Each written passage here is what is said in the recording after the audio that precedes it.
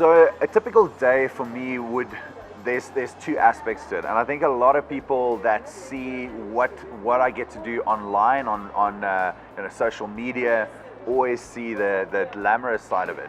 That's the kind of bits that we put up or we share on stories or talk about. But in the field, when I'm on safari, it starts early. So I enjoy waking up quite a bit before my guests. So if say wake up call is at 5 and we meet at 5:30, I'll be up at camp at least 5 o'clock. So I love the fireplace in the morning, especially some of the camps in Zambia, Zimbabwe, Botswana, epic fireplaces. And I just love getting there nice and early, sitting around the fire, having a coffee, collecting my thoughts, thinking about the day, and then the guests will start filtering in. But I'm definitely not some guys, a lot of my friends in the guiding industry would wake up 10 minutes before game drive and just quickly throw some stuff on, and if I had to do that, my day would be ruined. So I like to just take a bit of time to get into the day, listen, maybe you can hear lions calling or a leopard vocalizing, and it gives you an idea of where you should go, and then game drive. So depending on the regions we go to, we travel to places in Africa, the Serengeti, the Mara, where typically you'll be out for the full day. So you'll leave at 6:30 in the morning, and you'll come back pretty much that same time in the evening. Then we also do stuff in Southern Africa. I will definitely have a cup of coffee. Thank you very much. So then we do stuff in Southern Africa where it's a little bit more fixed to 2 safaris a day. So you'll wake up in the morning, go on a game drive, come back for breakfast or brunch, siesta a little bit. Typically, if my guests have a photographic interest, then we might do a bit of Lightroom processing, looking at their shots, importing. If the guests want a siesta, they go and they relax. And then the afternoon game drive starts again 3 or 4 hours before sunset. But in places like Tanzania and Kenya, we often spend the full day out. So there we'll leave in the morning, take breakfast with us, take lunch with us. And the reason being, often the area is suited to it. So you have perhaps big events like the migration taking place, which means lions will actively hunt throughout the day. You might look for cheetah. Cheetah tend to hunt during the day. So your focus is different. Whereas in Southern Africa, with the 2 split safaris, it's a little bit different. Animals tend to siesta. It gets very hot.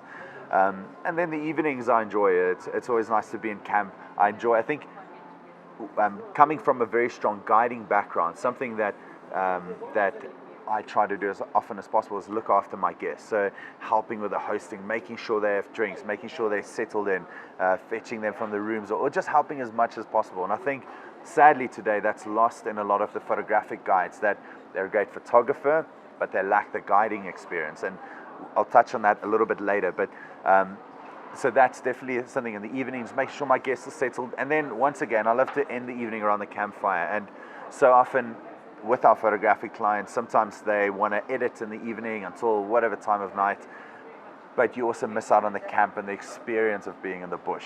So I always try and encourage guests just to come and sit around the campfire, have a drink, have a coffee after dinner, and just listen, just sit there. It's a very special time to end off the day, start the day with a fire, end the day there.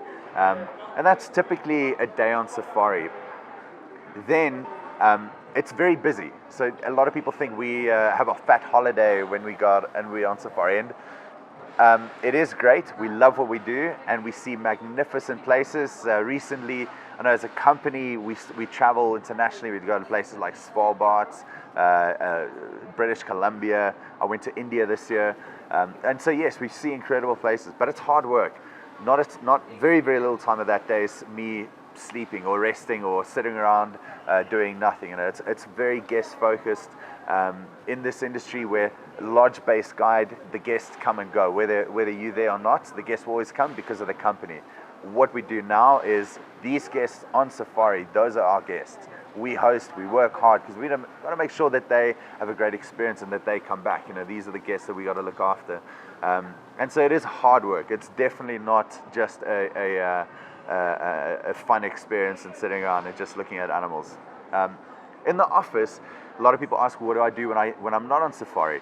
We have offices in Johannesburg. We have an office team of 12 at Wild Eye, and we need to plan the next trip. So there's a lot of marketing efforts that go into it. We gotta think about where the next one goes. And if you think of a safari, it's not just rock up and play and go home. We have to do regional flights, transfers, book accommodation, arrange special guides. We have really good relationships with the guides where we go to. So we gotta make sure that we have a good guide in place. And I mean, that's just the beginning of it. Some of the international trips as well, going to places like India. You can't just go on a game drive. You have to book a game drive. Then you can book a 3-hour game drive. You can book a half-day game drive. You can book a full-day game drive. You have to book special guides. And so there's so much detail that goes into putting each trip together. And that's partly what we do in the office is arrange, plan. I manage the guiding team this side, so it's a matter of making sure our guides are busy, that their safaris are running well. There's a lot of the marketing would involve post-trip reviews and social media content and planning for social media, and there's a lot of stuff happens. So typically office would start, or my day here would be, I enjoy training as well, so I'll go to the gym either in the morning or the afternoon, but office anywhere from 6 to 8 in the morning in the office. And it's a normal office day, Monday to Friday, finish at about 3:30, 4 o'clock. I still have a family as well to look after, so I'll sometimes go drop my daughter in the mornings, or I'll go fetch her, or do both. My wife and I share the responsibility a little bit. And so, it's managing work, personal life as well when I'm not traveling. And often we're only home for a short amount of time. We could be away for 2 or 3 weeks. And then we're back in the office only for a week. And so I often take a day or two off just to spend time with family. And it's important in our industry to find that balance. So many guides will travel for an extensive period of time and perhaps not sacrifice their family, but I think for Wildeye it's a strong ethos. Most of us are married, quite a few of us have kids, and we 100% want to spend time with family and look after that. So that gives you a bit of an idea of what I do on safari and at the office. And I think in life it's about a balance, and a good healthy balance of everything that you do. Yeah. Thanks for watching this episode of the series. If you liked what you saw, please hit the subscribe button to see what's coming up next in the interview.